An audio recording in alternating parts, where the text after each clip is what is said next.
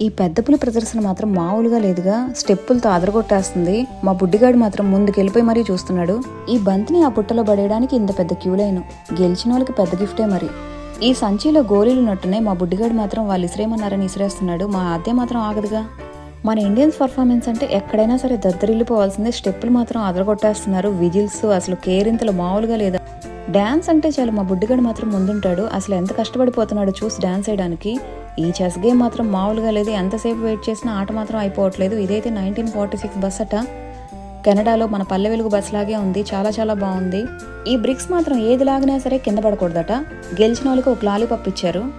July 1వ తారీఖు వచ్చిందంటే ఇళ్లల్లో ఉండే జనాలంతా ఇలా వీధుల్లోకి వచ్చి ఈ సెలబ్రేషన్స్ చూసి తీరాల్సిందే.